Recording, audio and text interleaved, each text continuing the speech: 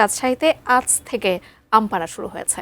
এ বিষয়ে আরও জানাতে চারঘাটের হলিদাগাছি জাগির পাড়া থেকে জানাতে যুক্ত হচ্ছেন আমাদের প্রতিনিধি বুলবুল হাবিব। বুলবুল, আজকে থেকে রাজশাহীতে আম পাড়া শুরু হয়েছে, আপনার কাছ থেকে বিস্তারিত জানতে চাই। আপনি জানেন যে রাজশাহীর আম সবচেয়ে বেশি সুমিষ্ট এবং রাজশাহীর আম খাওয়ার জন্য সারা দেশের মানুষ মুখিয়ে থাকে। সেই আম কিন্তু আজ থেকে পাড়া শুরু হচ্ছে। সকাল থেকেই আমরা দেখেছি যে জেলার বিভিন্ন জায়গায় আম পাড়া হচ্ছে। যেহেতু আজকে থেকে গুটি আম পাড়া হচ্ছে, 22 মে থেকে আসলে গোপালভোগ সহ অন্যান্য যে ভালো জাতের যে আমগুলো সেগুলো পাড়া হবে। আমরা আজকে এই যে জায়গির পাড়াতে এখানে আসলে চারঘাট উপজেলা কৃষি কার্যালয়ের উদ্যোগে আম পাড়ার যে উদ্বোধন, সেই উদ্বোধন কর্মসূচি উদ্বোধন করা হচ্ছে এবং এখানে রাজশাহী বাঘা চারঘাট যে সংসদীয় রাজশাহী 6 সংসদীয় আসনের সংসদ সদস্য আবু সাইদ চাঁদ তিনিও উপস্থিত রয়েছেন। আসলে এই যে আম যাতে সবাই পায়, ভালো মতো পায়, সেজন্য এই উদ্যোগটা নেওয়া হয়েছে। আমরা একটু যদি যেহেতু বাঘা চারঘাটের এখানে সংসদ সদস্য রয়েছেন আবু সাইদ চাঁদ, তার কাছ থেকে একটু জানবো যে রাজশাহীর মধ্যে সবচেয়ে বেশি আম উৎপাদন হয় বাঘা এবং চারঘাট এই দুটি উপজেলায়। ফলে এই যে আম যাতে সারা দেশের মানুষ ভালো পায়, সে ব্যাপারে কি উদ্যোগ নিচ্ছেন?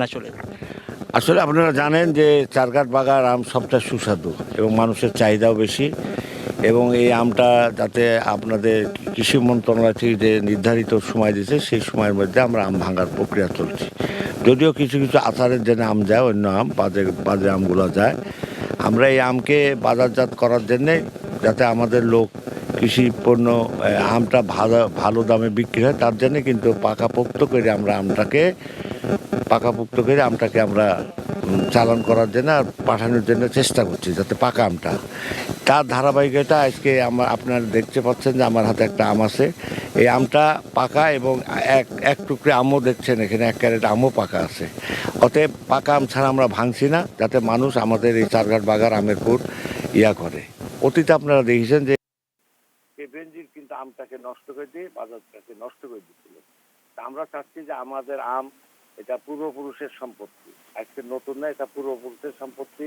যারা আম বাগান করছে, হাজার হাজার বিঘা জমি আছে চারঘাট বাগান। এই আমটা যাতে আগামী দিন ভালো দাম পায়, কৃষকরা যাতে দাম পায়, আমরা বুঝাচ্ছি।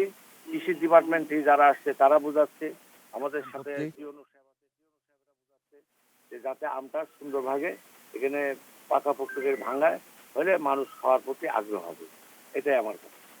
ধন্যবাদ আপনাকে। তো আমরা আসলে শুনছিলাম এখানে কিন্তু আম পাড়া হয়েছে, বেশ আম পাড়া হয়েছে এবং সব জায়গাতেই আসলে পাড়া হচ্ছে, যেহেতু 22 মে থেকে সবচেয়ে ভালো যে আম গোপালভোগ এবং এরপরে ল্যাংড়া এবং খিরসাবাদ সহ অন্যান্য যে আম, সেই আমগুলো পাড়া হবে এবং আম নিয়ে কিন্তু বেশ আশাবাদী।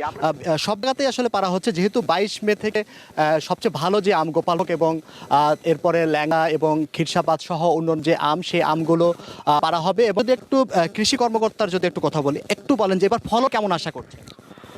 এবার আলহামদুলিল্লাহ এখনো পর্যন্ত আমের যে ঝরে পড়ার হারটা যেটা হওয়ার কথা ছিল বেশি, সেটা না, ফলন ভালো হবে বলে আশা করছি।